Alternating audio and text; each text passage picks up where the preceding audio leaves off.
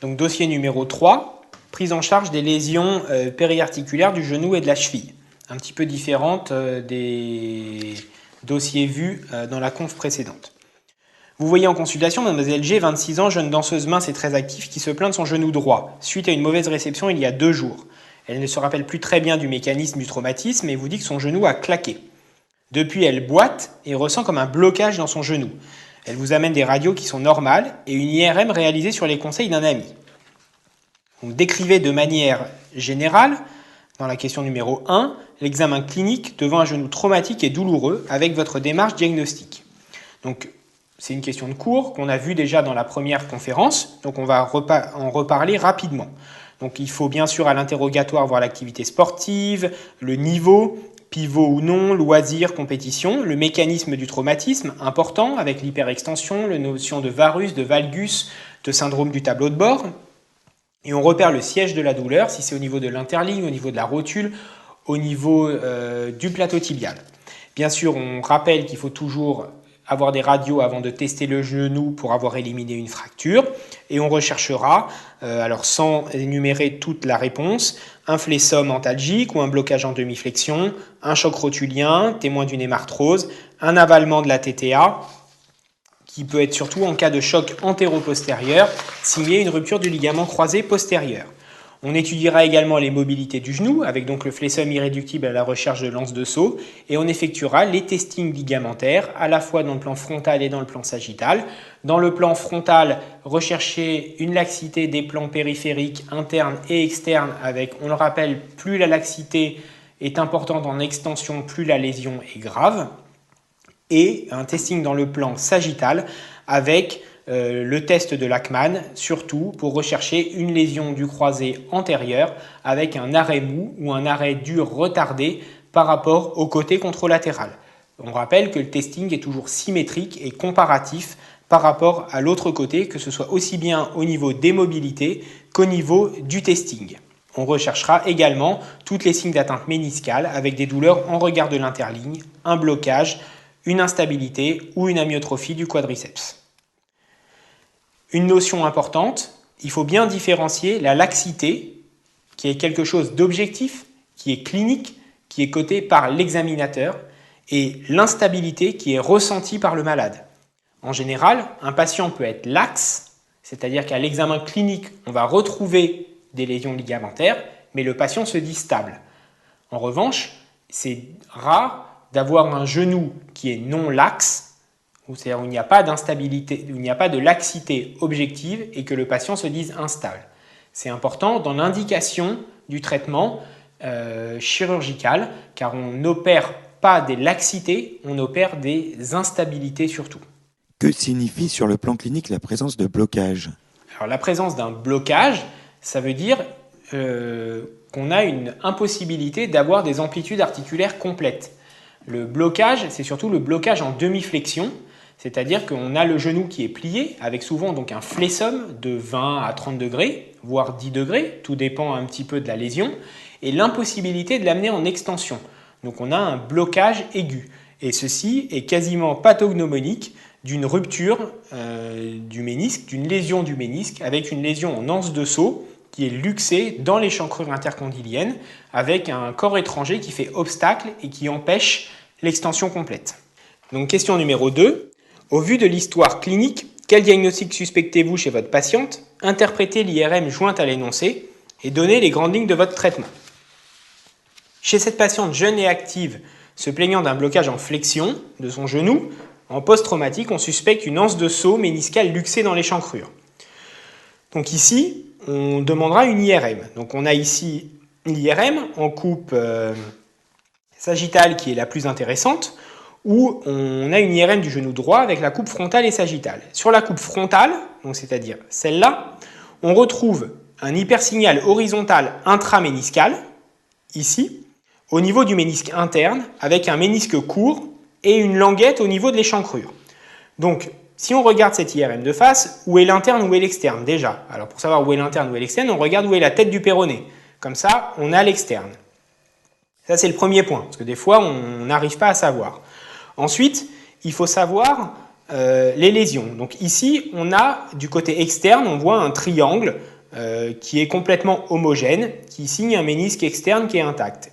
Et en interne, on regarde ici et on a une lésion intraméniscale à type d'hypersignal avec un ménisque qui est court, qui vient moins loin dans l'échancrure que du côté externe, et donc cette lésion intraméniscale qui est très suspecte dans ce dessous. Sur le côté, on a l'IRM en coupe sagittale, où on a ce qu'on disait dans la conférence précédente, l'aspect en double croisée postérieure. Donc c'est-à-dire qu'ici, on a le ligament croisé postérieur avec un aspect qui est dédoublé, comme vous le voyez ici. Et cet aspect en double croisée postérieure, comparé à une IRM où le croisé postérieur c'est normalement unique et ça représente un seul ligament, eh bien cet aspect est pathognomonique d'une anse de saut du ménisque interne qui est luxé dans l'échancrure. Donc on est ainsi devant une anse de saut du ménisque interne luxé dans l'échancrure. Chez cette patiente jeune et symptomatique, il faut envisager un traitement chirurgical. Donc là, j'insiste là-dessus et je fais un petit peu le rappel du dossier de la première conférence, car je pense que c'est très important de savoir un petit peu comment il faut prendre en charge les lésions méniscales et qu'il y a une conférence de consensus qui est tombée là-dessus, donc l'HAS en 2008, à laquelle je vous invite à vous reporter. Vous en avez une partie qui est dans l'énoncé, pour savoir comment prendre en charge ces lésions. Donc, on explique à la patiente la nécessité d'une intervention. Déjà, d'une part, pour réduire la lésion méniscale et d'autre part, pour essayer de préserver son capital méniscal pour éviter l'arthrose après la ménisectomie. Toute ménisectomie peut déboucher sur l'arthrose à moyen ou à long terme. Plus on va retirer une ménisque, plus on aura une arthrose précoce, d'autant plus que la lésion est au niveau du ménisque externe. Maintenant, c'est toujours pareil. Le ménisque, ça marche avec le pivot central. Pour réparer un ménisque, il faut que le pivot central soit compétent. Donc, examen du pivot central. Donc, ici, son pivot central, comme on voit sur l'IRM, il n'y avait pas de lésion de son pivot central. Donc, sous anesthésie au bloc opératoire, après mise en condition et consultation d'anesthésie, on va lui faire sous arthroscopie une réduction de sa lésion méniscale, un bilan lésionnel avec examen du pivot central, du cartilage et du ménisque contralatéral, donc du ménisque externe. Et on fera une suture méniscale, si possible, car on voit ici qu'on a une lésion importante qui est périphérique, en zone quasiment rouge-rouge, ou à la limite rouge-blanc. Donc une lésion qui a un fort potentiel de cicatrisation. Donc si la suture méniscale est possible, on va faire une suture méniscale en expliquant à la patiente qu'on va essayer de lui garder son ménisque. Si on voit pendant l'intervention que la lésion est trop complexe et que ce n'est pas suturable ou que la lésion est plutôt centrale, donc en zone blanc-blanc, à ce moment-là, on fera une ménisectomie la plus économique possible. C'est ça qui est important de dire. En post-opératoire, on rééduquera le genou en limitant la flexion à 90 degrés en cas de suture pendant environ 1 mois pour éviter les contraintes en cisaillement. On fera un traitement anticoagulant préventif pour 10 jours avec un contrôle plaquettaire et un arrêt de sport d'un minimum de 45 jours avec un traitement antalgique. Donc vous avez ci-dessous la prise en charge d'une lésion méniscale qui est tirée de la plaquette de la conférence de consensus de l'HAS où on voit bien la différence qu'il y a entre le genou stable, c'est-à-dire la LCA intacte, et le genou avec un LCA rompu. Ce qu'il faut retenir, ce n'est pas de réparation méniscale si LCA rompu, ou alors il faut réparer le LCA en même temps. Et si on doit faire une ménisectomie, c'est ménisectomie la plus économique possible. Donc voilà ce qui est important dans la prise en charge des lésions méniscales. Et ensuite, quand on est dans des lésions méniscales chroniques, il y a vraiment des critères qui sont importants de connaître pour savoir quand est-ce qu'on fait la ménisectomie, puisqu'on sait, et ça c'est prouvé, que toute ménisectomie est potentiellement arthrogène. Donc je vous invite à la conférence de consensus de l'HAS de 2008, donc vous avez une plaquette là, et sur le site de l'HAS, vous avez le reste de la conférence. Donc question numéro 3, vous voyez maintenant en consultation Monsieur J, 22 ans, à 15 jours d'une entorse du genou lors d'un match de football. Il a ressenti un vif craquement et son genou a gonflé depuis. Il vient vous voir immobilisé dans une attelle d'extension type Zimmer. À l'examen clinique, vous retrouvez un choc rotulien, un tiroir antérieur sur un genou ayant pour mobilité 0,0-100, c'est-à-dire qu'il plie à 100 degrés et il a l'extension complète. Les radiographies standards sont normales. Ils vous amènent une IRM du genou réalisée en urgence. Quel diagnostic suspectez-vous? Interprétez l'IRM jointe à l'énoncé. Donnez les grandes lignes du traitement à court et moyen terme. Donc chez ce patient, on suspecte une rupture du ligament croisé antérieur ou entorse grave du genou, survenue lors d'une entorse grave du genou devant l'hémarthrose et le tiroir antérieur. Sur l'IRM, on retrouve une anomalie de signal au niveau du ligament croisé antérieur, au niveau de son plafond, c'est-à-dire au niveau de son insertion fémorale, confirmant la rupture du ligament croisé. Comment est-ce qu'on va s'orienter pour la prise en charge de ce patient? Donc, il s'agit d'un patient jeune, dont il faut bien comprendre les objectifs. Il est jeune, il est sportif. Il pratique un sport pivot, le football, et il a une forte demande fonctionnelle. Donc, chez ce patient, il est trop tôt pour parler d'instabilité. Il a eu sa lésion il y a 10 jours, et on voit qu'il a une rupture du ligament croisé. Donc, les ligaments croisés participent à la stabilité du genou et préservent les ménisques qui servent d'amortisseur entre le tibia et le fémur. Chez ce patient jeune, qui a une forte demande fonctionnelle et qui pratique un sport pivot, il faudra reconstruire le ligament croisé antérieur, d'une part pour lui redonner un genou stable, d'autre part pour préserver les ménisques en redonnant un LCA fonctionnel. Donc chez ce patient, on va proposer une reconstruction du ligament croisé antérieur. On sait de plus que dans les ruptures du ligament croisé antérieur qui ne sont pas traitées chirurgicalement ou qui sont traitées fonctionnellement, ça peut aboutir à l'arthrose au bout de 15 ans. On va dire c'est 15 ans plus tard, mais le patient n'a que 22 ans. Donc 22 plus 15, ça fait 37. Et si on se retrouve avec une arthrose du genou à 37 ans, malheureusement, à 40 ans, on n'a pas de traitement de l'arthrose encore. Donc il est hors de question de proposer une prothèse ou de proposer autre chose.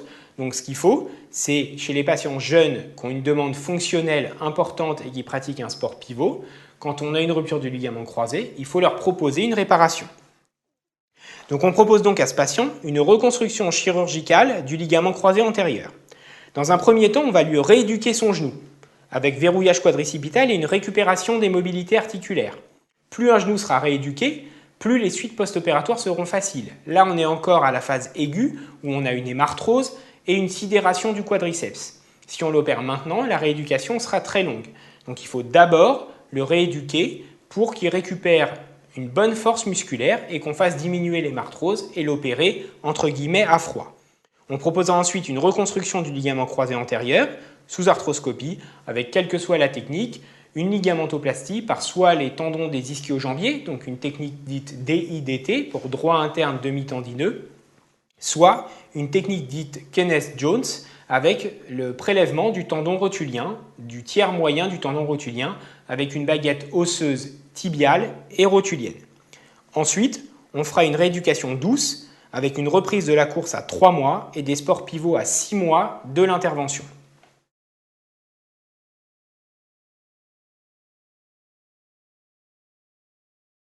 Pourquoi propose-t-on une rééducation avant une prise en charge chirurgicale? Alors, on propose une rééducation avant une prise en charge chirurgicale pour plusieurs raisons. D'une part, pour que le patient retrouve des bonnes mobilités avant l'intervention. Là, on voit qu'il a des mobilités à 0,0-100, c'est-à-dire qu'il est limité. Les mobilités normales sont plutôt 0,0-140. Donc, il lui manque 40 degrés de flexion. Si on l'opère à la phase aiguë, il aura ici une sidération quadricipitale, déjà due à son traumatisme, ce qui fait que les suites post-opératoires seront plus compliquées en termes de rééducation. En plus, si on l'opère maintenant, on est encore à la phase d'hémarthrose et chirurgicalement, ce sera un petit peu plus compliqué. Donc, dans un premier temps, on propose toujours aux patients de les rééduquer, qui retrouvent une autonomie à la marche, et on les opère dans un deuxième temps. Il y a un seul cas où on peut proposer aux malades de les opérer entre guillemets en urgence, c'est quand on a une association d'une rupture du ligament croisé antérieur et d'une lésion méniscale avec une anse de saut luxée dans l'échancrure. Car là, on a un blocage du genou, donc indication chirurgicale, et si on veut réparer le ménisque, il faut en même temps reconstruire le croisé. Donc ça, c'est l'indication à les opérer en urgence. On laisse à part les sportifs de haut niveau, car ce n'est pas du tout le sujet de ce dossier. Donc ici, vous avez sur papier la plaquette qui correspond à la même conférence de l'HAS sur les ruptures du LCA avec les critères d'instabilité fonctionnelle et la conduite à tenir avec on voit chez un patient jeune qui a une instabilité fonctionnelle et un sport pivot, une reconstruction chirurgicale. Et chez les patients plus âgés qui n'ont pas de demande sportive et chez qui on aura fait une rééducation correcte et qui ne se plaindront pas d'épisodes d'instabilité, bien que cliniquement on puisse retrouver une laxité, à ce moment-là, on fera un traitement fonctionnel et c'est seulement s'il apparaît une instabilité qu'on leur proposera de la chirurgie. Donc c'est important de bien regarder cette plaquette et de bien comprendre les indications pour la reconstruction du ligament croisé antérieur en ayant à l'esprit que le but, c'est d'une part d'enlever et de restaurer un genou stable et de permettre au patient de reprendre ses activités sportives et d'autre part de préserver les ménisques puisque si sur un genou instable, on observe des lésions méniscales et qu'on est obligé de faire une méniscectomie, à ce moment-là, on provoquera une arthrose plus ou moins précoce. Question numéro 4. Vous êtes maintenant de garde aux urgences et vous recevez monsieur L, 30 ans, victime d'un accident de moto avec traumatisme de son genou droit qui présente une impotence fonctionnelle et une déformation importante. Vous êtes appelé par l'urgentiste qui vient de récupérer les radios jointes à l'énoncé. Quel est votre diagnostic et quelle est votre prise en charge en urgence avec l'examen clinique? Donc ici, on a des radiographies du genou du patient, de face et de profil, et en dessous, vous avez une photo de l'aspect clinique du genou. Donc sur les radiographies, ici, on remarque qu'on a une luxation du genou avec une perte complète des rapports articulaires entre le tibia et le fémur qui définit le terme de luxation. Donc ici, on a une luxation antérieure du genou. Comme on l'a vu tout à l'heure pour les fractures, on analyse le déplacement du fragment distal par rapport au fragment proximal. Le tibia est distal par rapport au fémur, le tibia est en avant du fémur sur la radiographie de profil, donc il s'agit d'une luxation antérieure. Donc c'est une lésion qui est grave, qui met en jeu le pronostic du membre inférieur. Donc, après une évaluation rapide de l'état général du patient, le plus important c'est de rechercher les complications vasculaires et nerveuses qui doivent être notées et consignées dans le dossier. On palpe les poux de façon systématique, tibial postérieur et pédieux, et c'est consigné dans l'examen clinique. Je répète, mais c'est le plus important. L'examen sensitif et moteur à la recherche de lésions du nerf sciatique poplité externe. Donc on demande au patient de bouger les doigts de pied, de relever la cheville. C'est pas parce qu'il a le genou luxé qu'il ne peut pas y arriver. Même s'il a mal, il faut insister. La présence des poux n'exclut pas une lésion vasculaire, car on peut avoir une dissection de la poplité qui va ne se thromboser que secondairement. C'est pour ça que l'examen clé, ce sera l'artériographie ou l'angio-IRM, comme on va le voir. En l'absence de pouls, ou si le pouls est diminué, et de toute façon, il faut prendre le malade en charge en urgence, mais en plus avec l'équipe de vasculaire, pour réduction, contention et artériographie. Donc il y a deux cas de figure. Soit on est devant pas de lésion vasculaire, et à ce moment-là, c'est un geste qui est quasiment purement orthopédique, et on va réduire le genou et l'immobiliser. Soit on n'a pas de pouls, et à ce moment-là, il faut sûrement appeler les vasculaires, et on réduit le genou, on fait une imagerie qui est soit angiographie, soit TDM, soit artériographie sur table, pour rechercher une lésion vasculaire. Si on a une lésion vasculaire avec une ischémie persistante après réduction, eh bien à ce moment-là, on tombe sur une lésion vasculaire avec un traitement qui nécessite un pontage ou une angioplastie et une immobilisation du genou par un fixateur externe. Donc c'est ce qu'on voit. En l'absence de pouls, si le pouls est diminué, prise en charge en urgence avec l'équipe de chirurgie vasculaire pour réduction, contention par fixateur externe, artériographie et réalisation d'un geste vasculaire. Si les pouls sont présents, on réduit la luxation. Et on fait surtout le bilan de l'instabilité et de la laxité. Donc on fait un testing de genou avec des clichés en stress, en varus, valgus, tiroir antérieur, tiroir postérieur, pour préciser les lésions. Si on a une lésion du ligament croisé antérieur, ligament croisé postérieur, plan interne, plan externe. Tout ça déterminera ensuite la stratégie chirurgicale de reconstruction. Qui dit luxation du genou dit obligatoirement imagerie. Donc je répète, imagerie, soit angio-TDM, soit angio-IRM, soit artériographie. Ça doit être systématique puisque s'il y a une dissection, elle peut se thromboser dans un deuxième temps. Si on n'a pas de lésion vasculaire, on réalise une IRM en semi-urgence au bout de 24 ou 48 heures pour préciser le bilan des lésions exactes, méniscales et ligamentaires et envisager une chirurgie de stabilisation du genou et de reconstruction ligamentaire des plans ligamentaires lésés entre J5 et J10. Bien sûr, on y associe un traitement antalgique et un traitement anticoagulant. Question numéro 5. Vous voyez maintenant Monsieur Z, 26 ans, victime d'une entorse de son genou il y a maintenant plusieurs mois. Le mécanisme est difficile à décrire, mais le traumatisme est survenu lors d'un match de football. Votre patient se plaint d'instabilité de son genou qui ne le tient plus, surtout lorsqu'il essaie de courir. Il a déjà effectué 20 séances de rééducation et vous apporte l'IRM suivante. Quel diagnostic suspectez-vous? Que recherchez-vous à l'examen clinique pour conforter votre diagnostic? Donc on a ici l'IRM sur un genou de profil où chez ce patient qui se plaint de son instabilité du genou, bien sûr, on évoque une lésion du pivot central. Donc ici, quand on regarde, ici on a l'insertion du ligament croisé antérieur, qui est plutôt antérieur au niveau du massif des épines, au niveau du tibia. Et ici, on a le ligament croisé postérieur, qu'on voit ici en noir, qui est au niveau du massif postérieur, au niveau du tibia. Et on remarque que quand on suit le ligament croisé postérieur, celui-ci s'interrompt et on ne voit pas son insertion au niveau du fémur. Donc quand on regarde le ligament croisé postérieur, eh bien, on a une interruption du ligament croisé postérieur au niveau de son insertion fémorale. Donc ici, on est devant une rupture du ligament croisé postérieur et non pas comme d'habitude, comme habituellement, devant une rupture du ligament croisé antérieur. Donc on va rechercher des signes cliniques à la recherche d'une rupture du ligament croisé postérieur. Donc on évalue les mobilités du genou à la recherche d'une raideur ou au contraire une augmentation du récurvatum par rapport au côté contralatéral. Le récurvatum, c'est quand on arrive en hyperextension du genou. Une augmentation du récurvatum, c'est un bon signe de rupture du ligament croisé postérieur. On va également rechercher par rapport au côté contralatéral un avalement de la tubérosité tibiale antérieure et c'est toujours comparatif.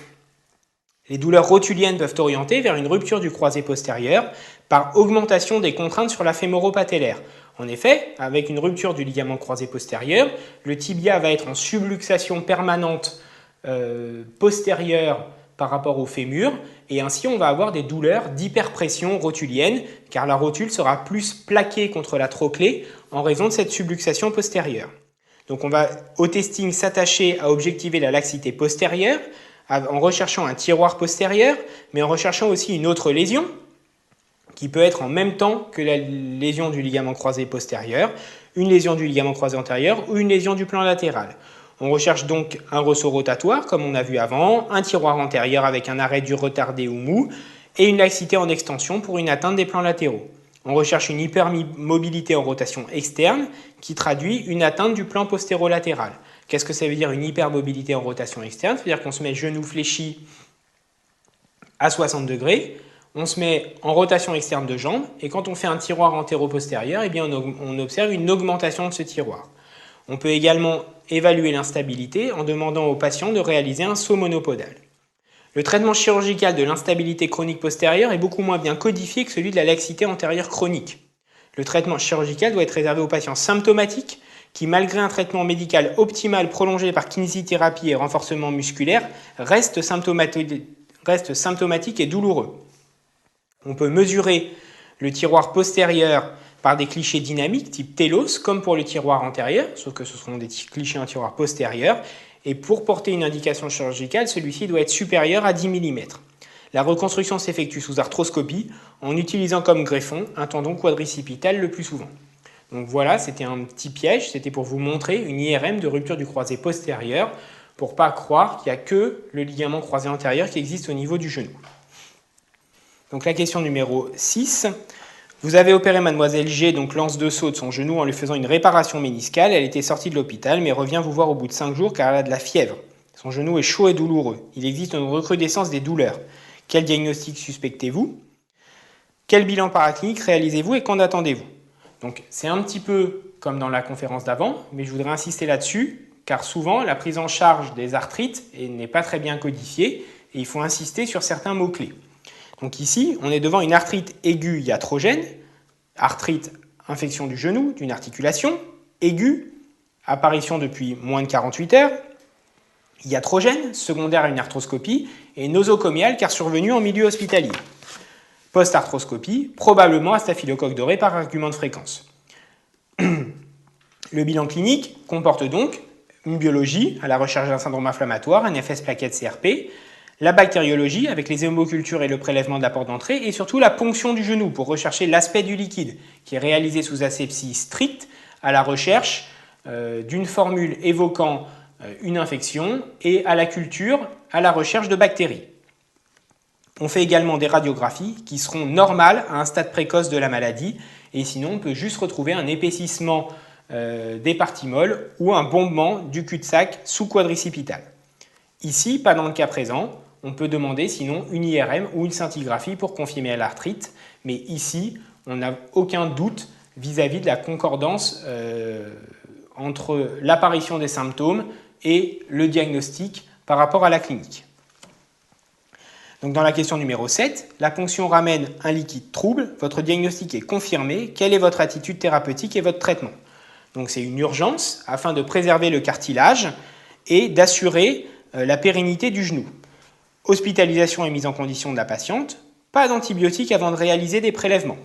Sauf si on a réalisé une ponction qui est fiable, où on a ramené un liquide trouble, purulent qu'on a envoyé en bactériologie. Sinon, si la patiente est stable sur le plan hémodynamique et qu'on la prend en charge rapidement, on ne refera les antibiotiques qu'une fois les prélèvements profonds réalisés. Donc on la prend en charge chirurgicalement au bloc opératoire, avec un lavage arthroscopie de son genou, une synovectomie, une excision des voies d'abord et un lavage abondant du genou au sérum physiologique le plus souvent, donc au moins 6 litres. Donc on effectue la synovectomie pour diminuer l'inoculum bactérien et ensuite on met en place un redon avec les cultures et la surveillance de l'absence de bactéries dans le liquide de redon. Bien sûr, on met en route l'antibiothérapie, active contre le staphylocoque doré par vancomycine, puisqu'on a un risque de résistance, associé ou non à un aminoside en cas de gravité. Le relais par antibiothérapie Péros est réalisé dès qu'on a les résultats de l'antibiogramme et que c'est compatible avec une antibiothérapie Péros. Bien sûr, un traitement antalgique, une immobilisation temporaire dans une attelle de Zimmer et un traitement anticoagulant. Et bien sûr, le contrôle avec clinique, l'évolution de la cicatrice, l'aspect du genou avec la diminution de l'inflammation et le bilan biologique avec une diminution de la CRP et la décroissance du syndrome inflammatoire et infectieux. N'y a-t-il pas un risque d'enraidissement si l'on immobilise une arthrite septique? Alors, il y a un risque théorique d'enraidissement, donc c'est pour ça qu'on met une immobilisation uniquement temporaire, uniquement le temps de faire diminuer les phénomènes inflammatoires locaux, et dès que les phénomènes inflammatoires locaux ont diminué, on peut reprendre la rééducation pour justement éviter l'enraidissement. Donc voilà pour le dossier numéro 3 qui traitait aussi des lésions périarticulaires du genou avec d'autres lésions que vues dans celles de la conférence précédente.